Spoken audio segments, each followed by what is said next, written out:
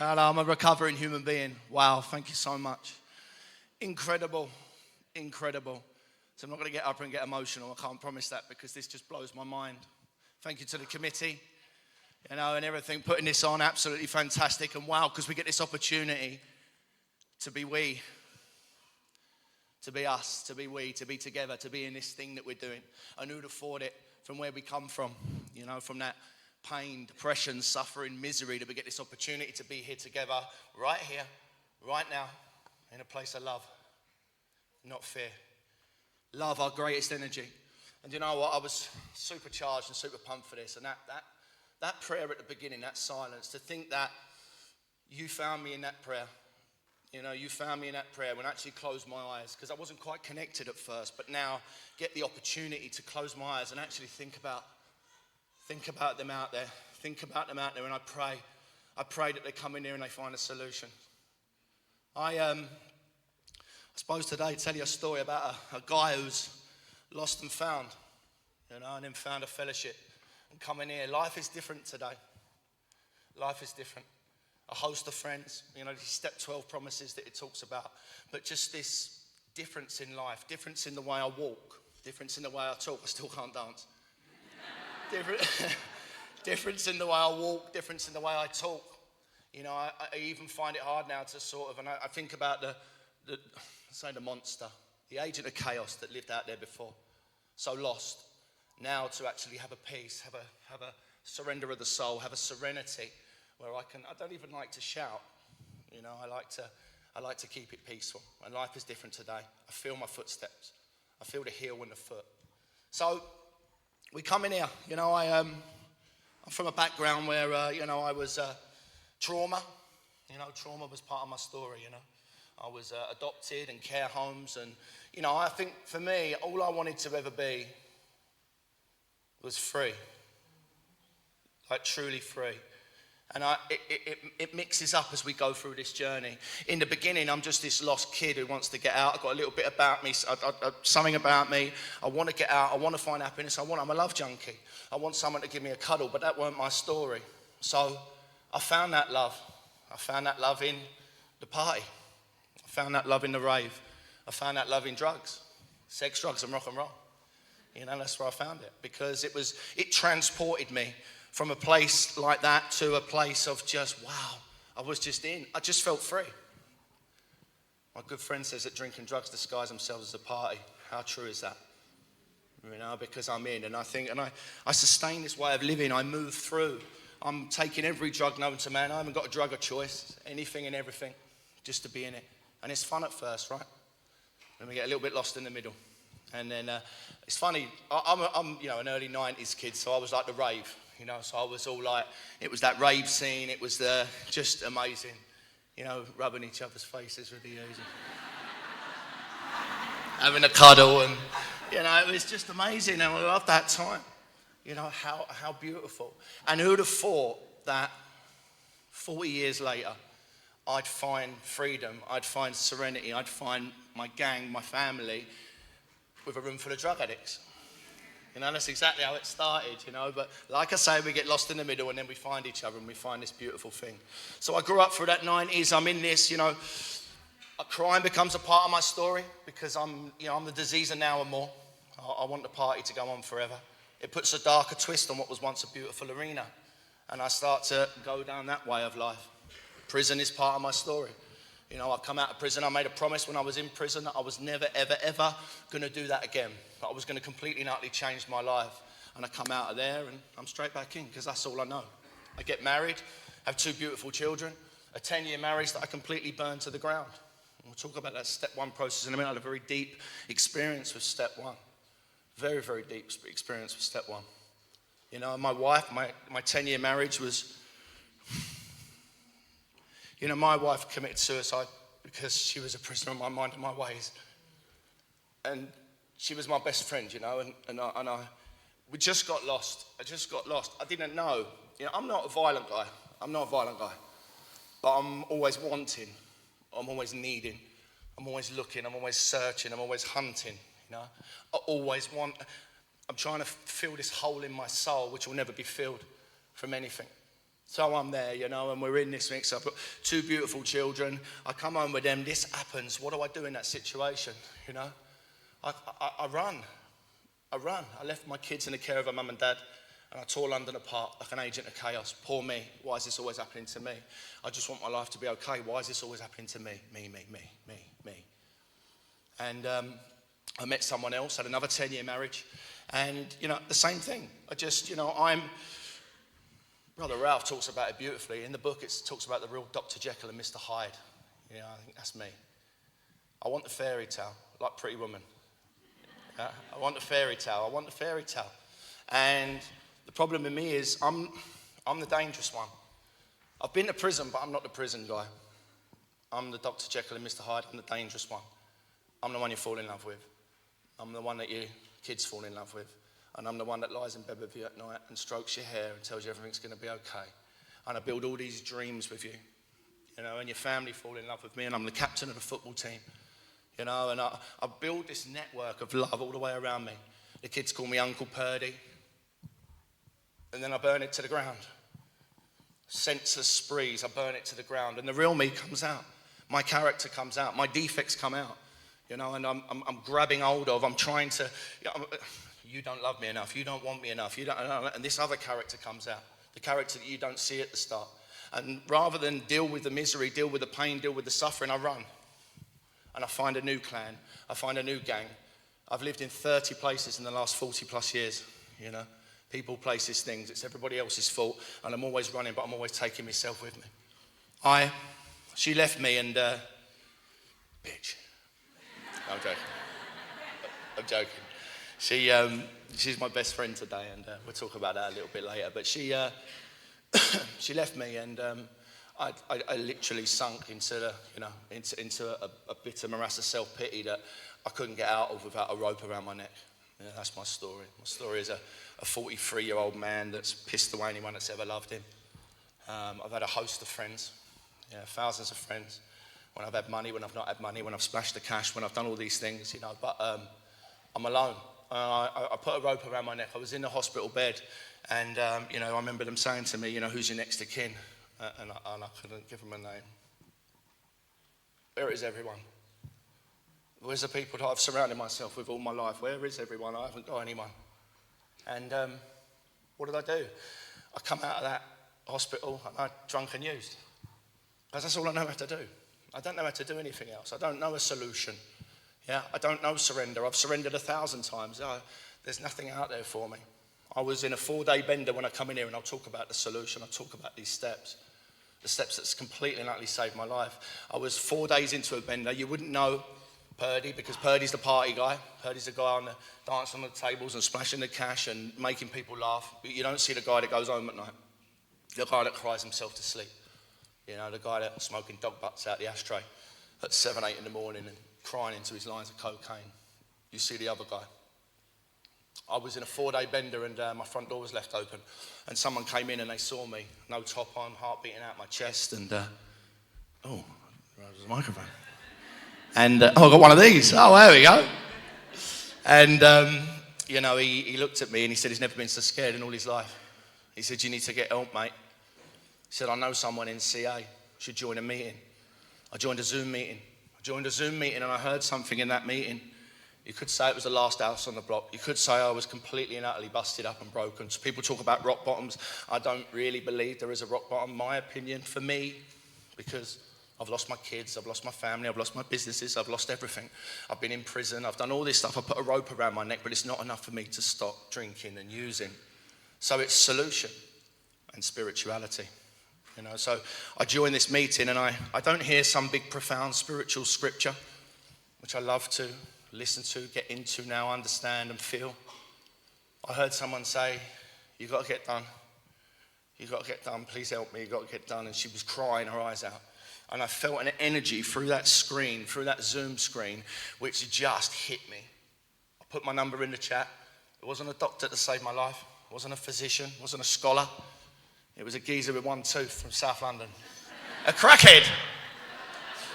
Armed with the facts, Armed with the facts. And he said to me, I cried my eyes out. I sobbed like a baby. I said, help me, mate.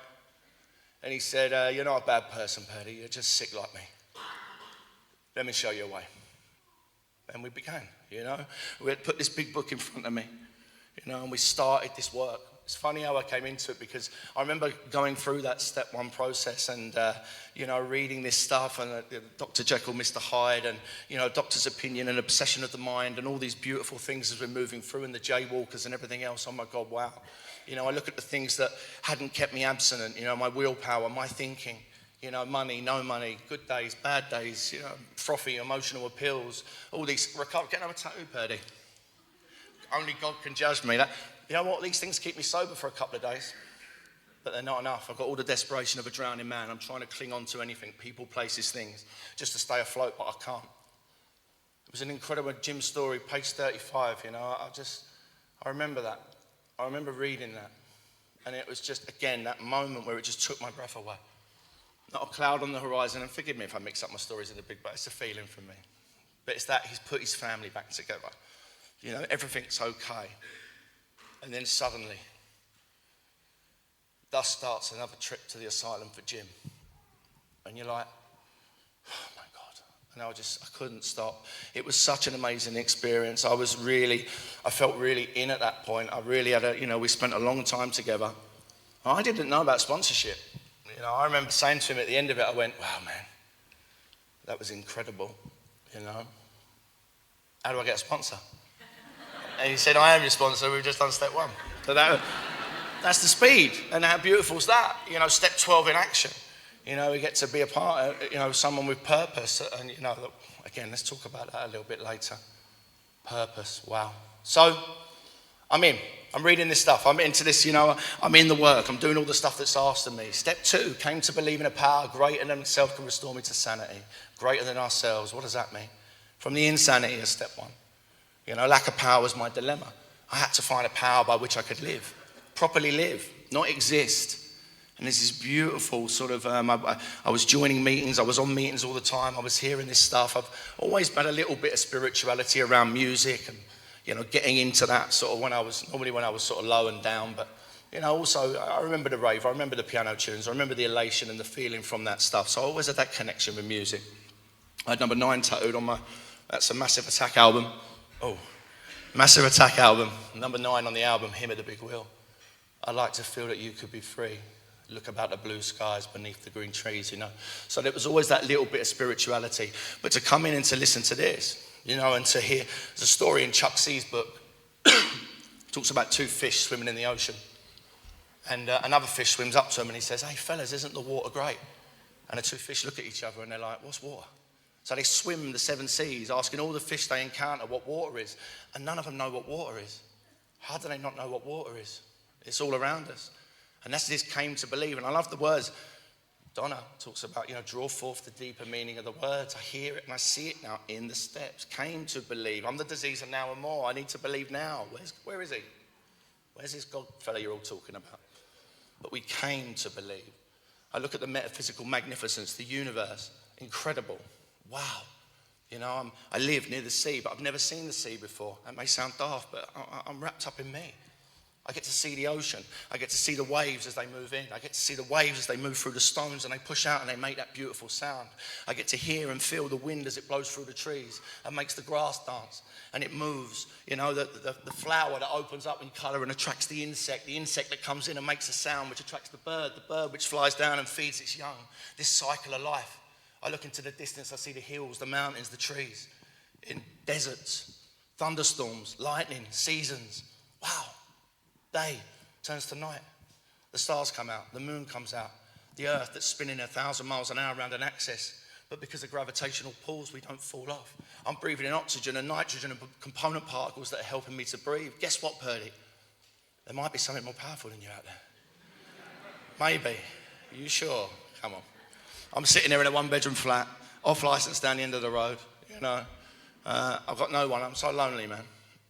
Yeah, I'm thinking about what you're all thinking about me, and I'm trying to think about what you're thinking about me.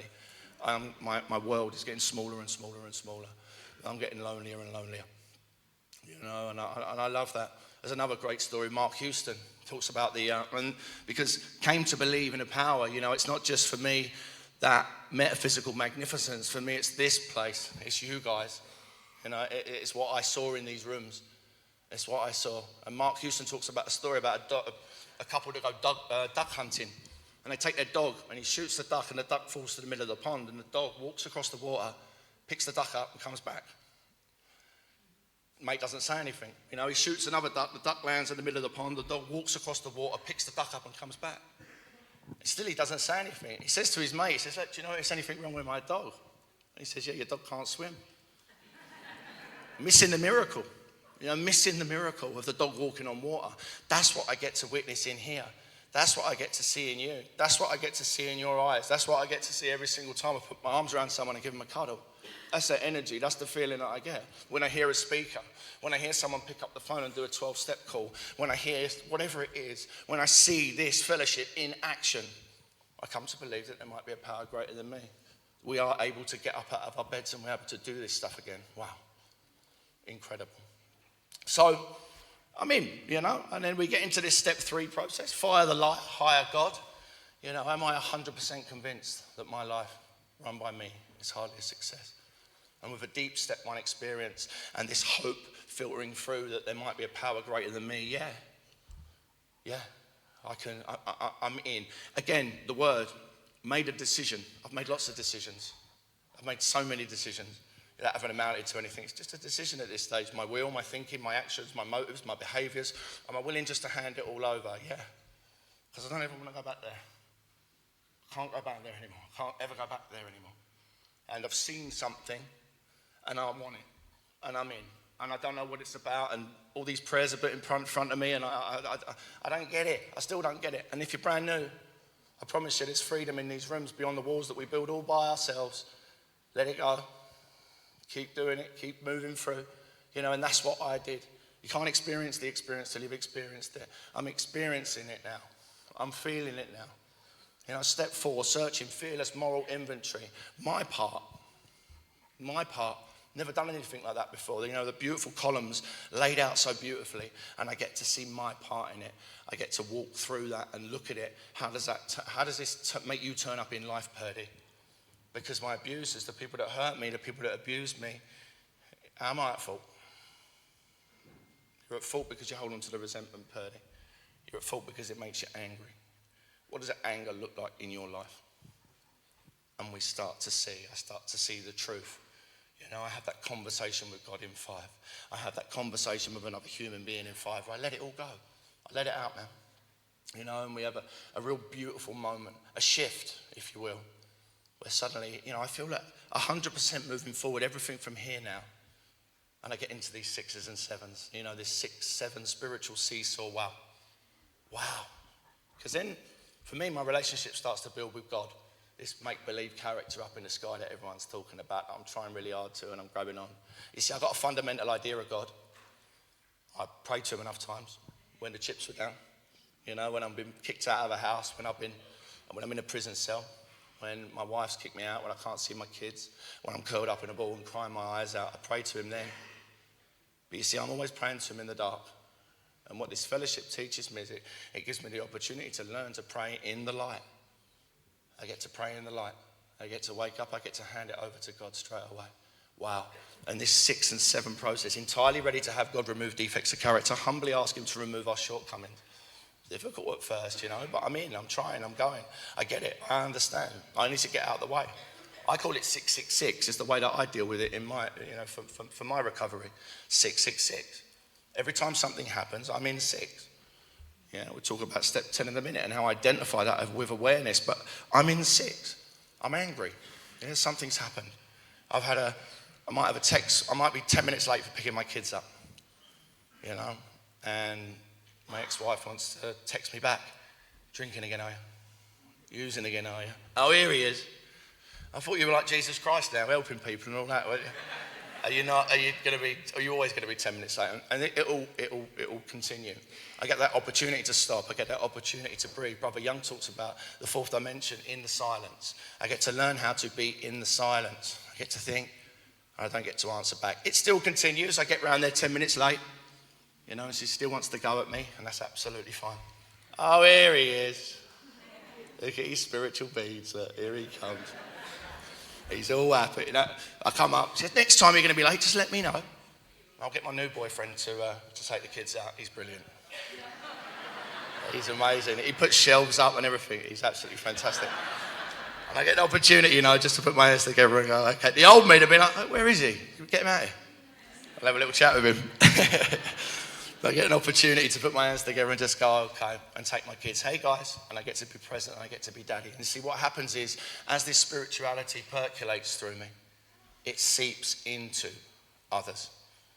It seeps into my ex-wife, and she's not in a program, but she sees peaceful me. She sees a guy that doesn't raise his voice. She sees a guy that walks differently and talks differently and is there for his little babies. Action heals the soul. She sees action. She doesn't see the words anymore. She sees action. And what happens is, over time, she becomes my best friend again. She becomes someone that...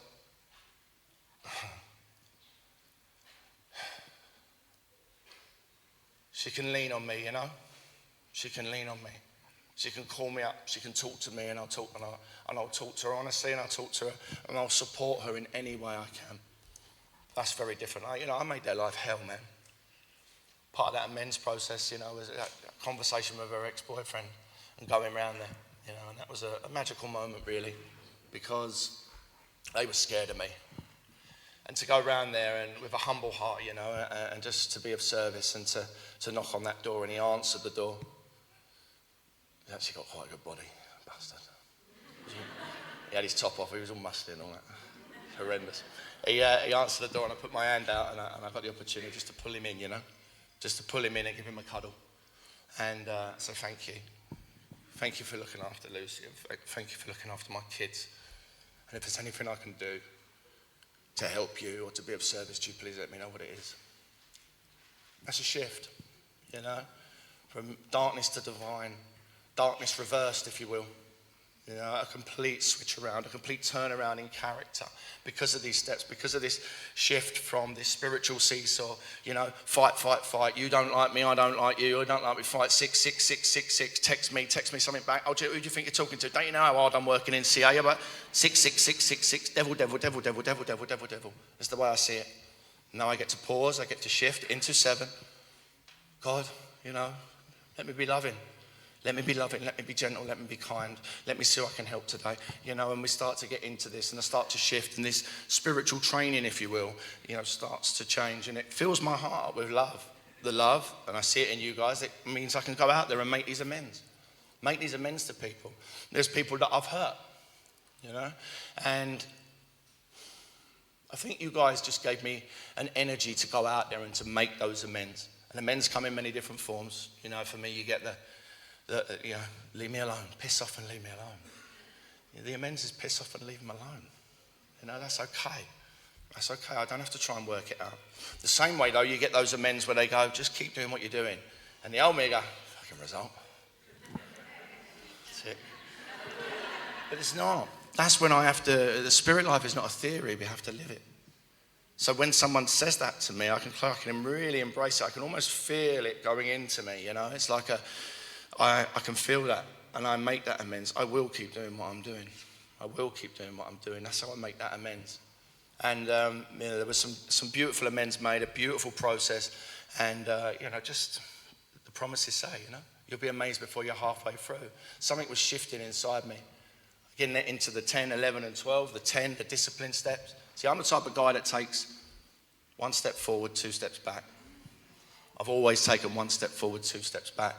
See, what the 12 steps does for me is it allows me to take 12 steps forward, 2 steps back to 10.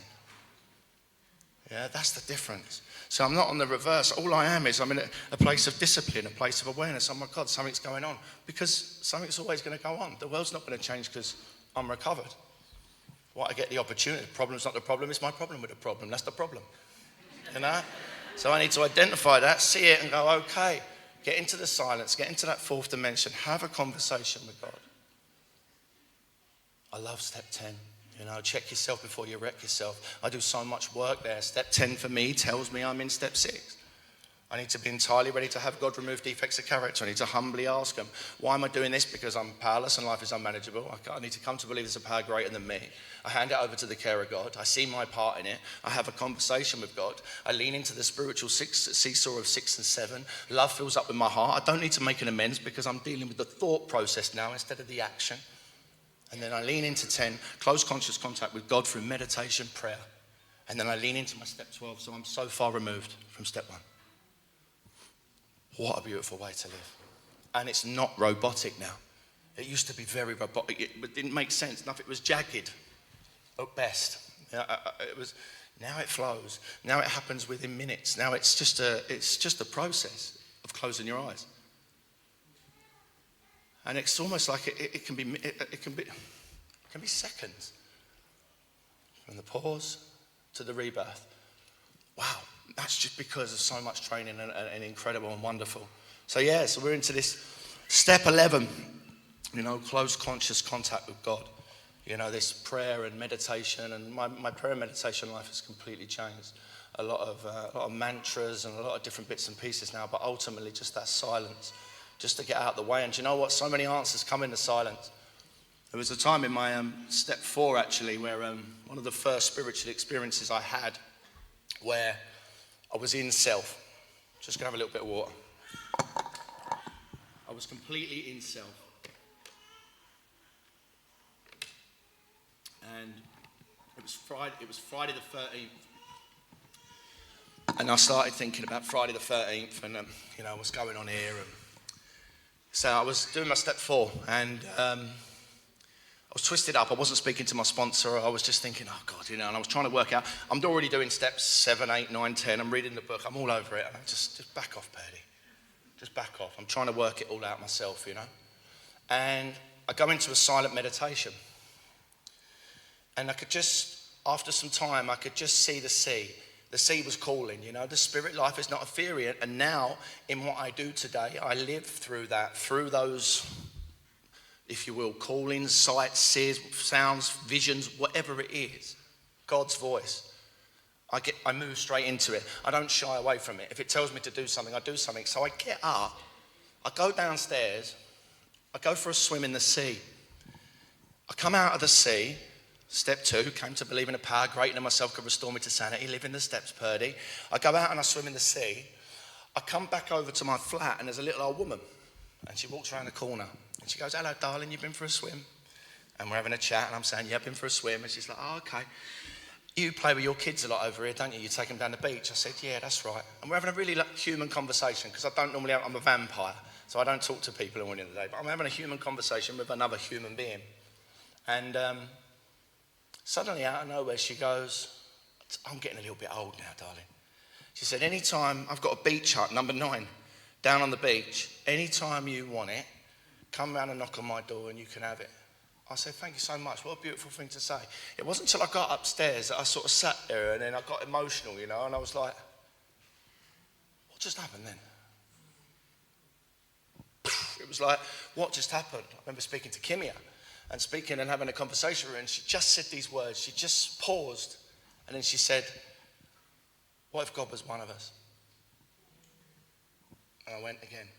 Magical. And I get to live in these moments, and we're 6 and 7, these prayers that are immediately answered for me. There was a time in London where I was doing a candlelit share up in London, and I'm in self, because I beat myself up. I'm traveling to London, I'm not good enough. Why do people want to hear me anyway? I'm just this, I'm lonely. I'm sitting on a train and I'll have these thoughts. This is what goes on in my mind. I see 2 people cuddling, I go, yeah, that's weird. Probably going to die on this train, Purdy.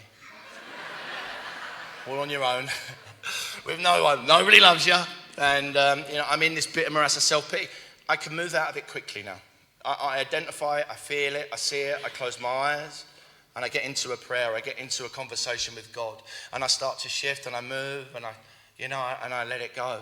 I open my eyes. As I open my eyes, we stopped at a train station, and a woman jumped on and jumped into this guy's arms, and he spun her around. I was like, okay, now, all right.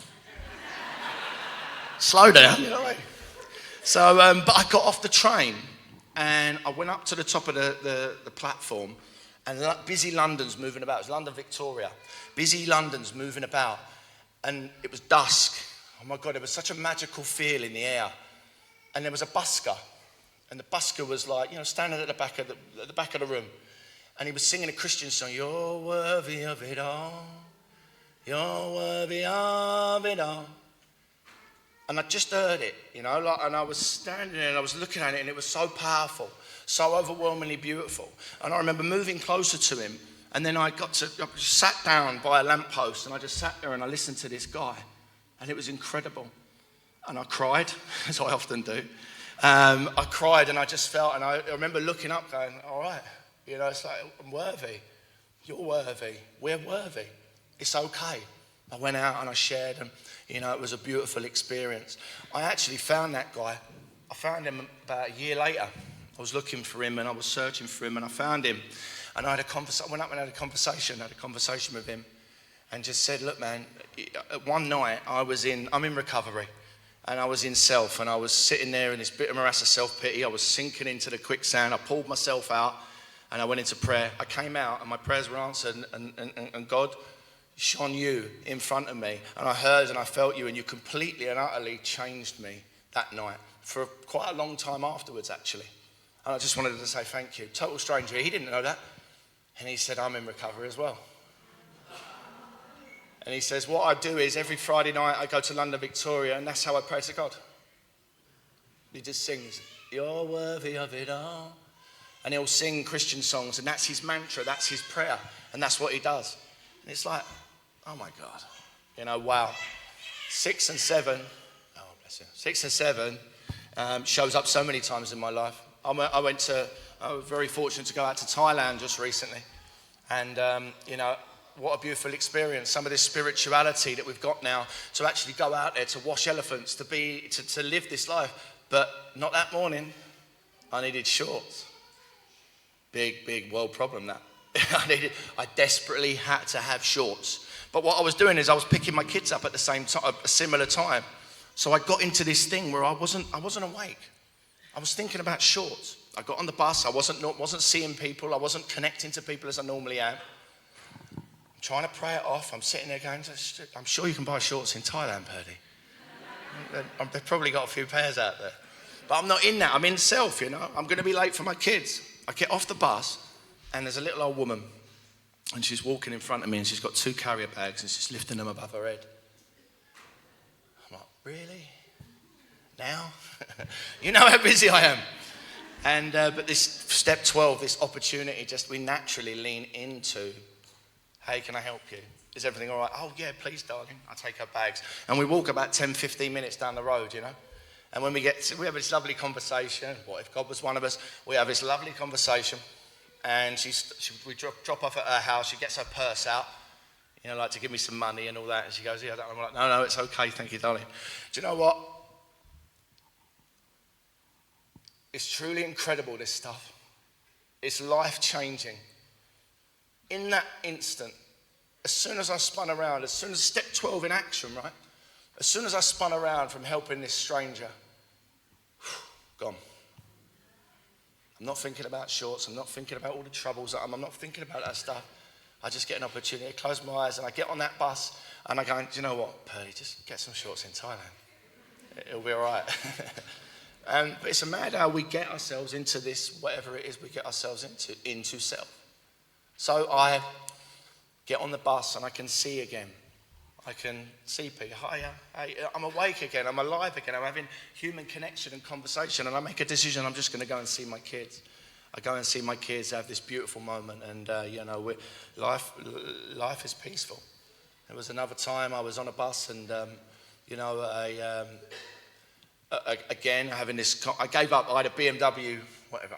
Do you know what? I can't even remember. I used to know all the names of the BMWs. It's like a 530. Nice BMW. I gave the BMW up to get a bus pass. That's how cool I am. That's how cool I am. Too cool for school. Because that's what I was like before. Too cool for school, taking pictures at a certain angle. I don't want that life no more. I've recently been offered a job which pays me a lot of money, which I turned down. Because I want to live a spiritual life and I want to go down a different avenue. I'm not chasing that I used to be chasing, the Range Rovers, the girls, the arm out the window, they're looking at a certain angle and looking at a certain way. I want to be free, properly free. I want to live in the spirit world. So I get on the bus and these two old people are having a conversation and, you know, they're sitting there holding hands and I see it, you know. I see the love between them and they're talking about their little grandkid and they're going to go out and buy him a little present for 20 quid. And I just see it, I feel it, I can hear now. You know, I can hear it. I get off the bus and it starts to rain and I get to close my eyes and I get to feel the rain. I get to go, okay, all right, I feel you, I feel it. I walk and I see it go to an ice skating ring just down the road and I'm watching people ice skating and they're with their families. No bit of, that should have been me, that should have been me, that should have been me. None of that. You know, I can just smile and I can move on. Do you know, I took my kids to Wembley Stadium. I'll tell you a few little stories because I think it's lovely just to live in 6 and 7, that close of the eyes. I went to Wembley Stadium. Brother Paul sent me some tickets to go and watch England play. We won 3-0. And I took...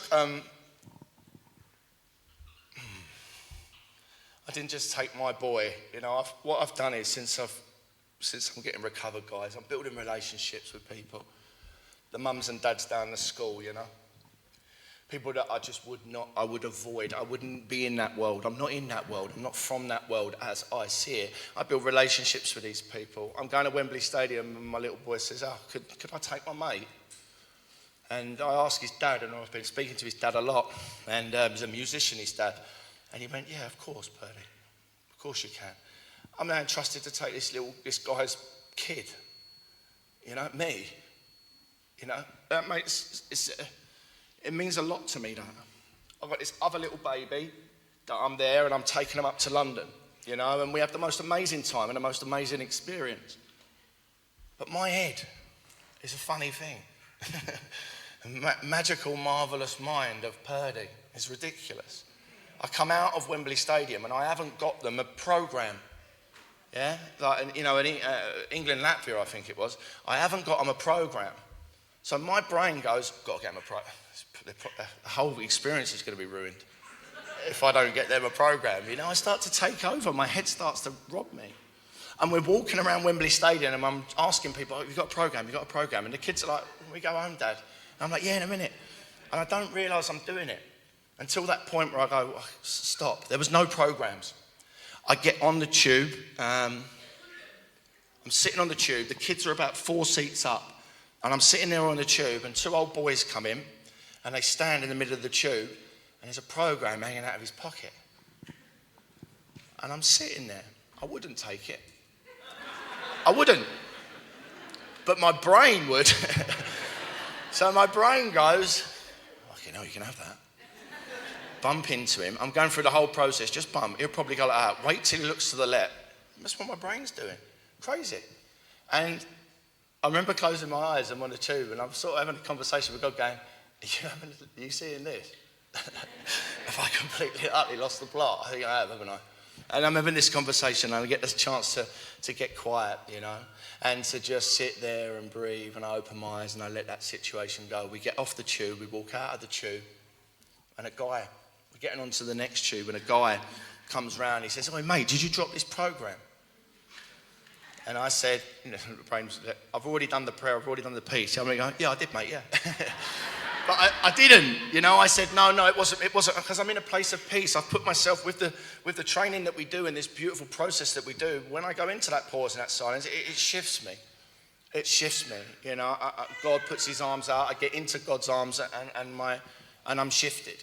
So when he asked me, is this your programme? I say, no, it's not. And he goes, well, it's just on the floor, mate. Your kid might as well have it. So he gave it to Braxy's friend, right? I still don't think anything of it. We get from one tube to another tube. We're getting the tube up to the train. An Italian guy, I was going to do the accent. Hey, my friend. No, he tapped me on the shoulder. We're going up the escalators and he comes up behind me and he taps me on the shoulder and he goes, hey, mate, I've got 3 programmes here. I noticed your little boy didn't have one. Do you want one of mine? So I still didn't think about this story, and I still didn't think about what I'm talking about now until much later. And I'm sitting there, and I said, oh, thanks so much, mate. That's a lovely thing to do. Thank you very much. Give him his programme. The kids are up. We're going on the train. We're sitting on the train, and the 2 kids are sitting there, and they're reading their programmes, and all of a sudden, bang. You know, I was sitting there looking at them, and they're going, oh, yeah. And they're looking, and I was just like, It was that sort of feeling. I looked out the window and I was just like, wow, that's how impactful it is. That's how incredible this thing is. When I'm awake, when I'm alive, when I'm in this spirit world. You know, we go into this step 12. Wow. I had no purpose when I come in here. I didn't have a clue who I was. I didn't know what to do. I was just a lost soul, you know. And to come in here and have purpose, to come in here and I think every single one of us is uniquely qualified. You know, everything that has happened for me, not to me. It gives me an opportunity. It gives me an opportunity to be a lighthouse. It gives me an opportunity to be a hope dealer. It gives me an opportunity to put my hand in a pit and say, brother, sister, I know how it feels. I know how depression feels. I know how anxiety feels. I know how suffering feels. I know how this pain. Come and hold my hand because I know how to hold it. And we get this opportunity to have purpose, real purpose, where we can put people's lives back together and in turn look after ourselves and keep ourselves sober, clean, happy, peaceful, serene. Step 12 promises. You know, there's so many beautiful bits in that book. It is absolutely incredible. Do you know, I feel so blessed and so lucky. I wrote a little 12-step poem. And, you know, I'll finish on that because it's... just want to say, guys, because I will finish on the poem, just... I love you very much. Look after each other. Take care of each other. You know, we're here together. Lift each other up, man. Lift each other's spirits up. Gossip, soul murder, slander. We leave it out there. We leave it. We look up. We look after each other. We care about each other. We're here together. You know, so just, you know, just thank you so much. And like I say to everyone, this is just incredible. And let's have the best weekend ever. I'll finish on this poem. I'm just going to have a sip of water. I won't be able to get it out. Okay, so it goes like this. It's funny, the poetry thing, because I always think, like, if I went back into a South London pub now and went, guess what I'm doing now with my spiritual BRIGHTON? I go, oh yeah, mate, fucking come out here, whatever, where we are. Boom! I get, you know, I'm not too cool for school today, I don't care. You know, I like to live like this. So, never before could I understand what was going on inside me. The mess, carnage, chaos, rage, when all I wanted was to be tidy. I was ripped apart in a struggle with no one to guide me. Was this it? Am I dead as my soul left my body? Step 1, I'm powerless. Why has it taken all this to remind me? Did I forget all the pain and the suffering and that I'm not free? My kingdoms, they were built and then they were burned down around me. Please not again, this ain't normal, this is sick me. But sick me is me. Same roots, just the wrong tree. New branches and leaves must be grown to revive me, but I'm scared, is there a God? So I get down on my knees, of course I'm here. Step 2, let me guide thee. Relieve me from self. Please God help me to walk with love in my heart and peace. This is step 3. I'm not sure how many times in this rhyme that I've said me, but with God and this fellowship, switch that me to we, because we stand together on the shoulder of giants. Never before have I felt such love and defiance, unity, connection, strength with one breath. Now I walk through the valley of the shadow of death. I'm in. God is with me. And you soldiers of war of life struggles, and I'm into step 4. Resentments and regrets from a life lived before. Dig deep, my friends, because I know it feels sore. These cuts and these memories, I know that they're raw, and I know it feels strange. We ain't been here before. But God is now with us. You're in the right place. Work hard, be true, release and feel grace. Grace from God as we admit all our wrongdoings, ready to let go and remove our shortcomings, taken right from us to hold up in heaven. Our weight starts to shift through 5, 6 and 7. I'm open, I'm honest, I'm alive and I'm grateful. 8, 9 comes along and it's tough, it feels fateful because I've damaged myself and so many in my path. My amends to all these people from all the misery and wrath, but be bold, be brave. Just put pen to paper, let it all out, be free from the hater. You'll quickly find out this much is true. They'll forgive and they'll forget. The hate's inside you. Be open, be honest, explain all those years. How you were sorry and caught up in addiction and fears. What could I have done different? What could I have said? Lay it all out, man. Put it to bed. Keep an inventory daily and keep a check on yourself. When you're wrong, just admit it. Take care of your health. Step 10 lets us live there. Step 10 keeps things right. For you to succeed, you've got to fight and take flight. But never forget to drop down on your knees. Meditate for 11. Stay present, stay free. Your connection with God is a power within. Free from all self-loathing, sickness and sin. Keep yourself in the triangle. There's no going back. Unity, service, recovery will keep you on track. Now you're into step 12. You're alive, you're awake. Your life is so bright and it's no longer fake. Get out there, help people, give back, men, some souls. This is your path now. These are your goals. A new beginning, a fresh start where your heart now thrives. Get out there and help people. Go save people's lives. I'll finish it here now with me, turn to we, a breakdown of self and a mind that sits free. Thank God, thank my sponsor, and thank all that I meet. I'm happy inside now. I'm back on my feet. Thank you for letting me share.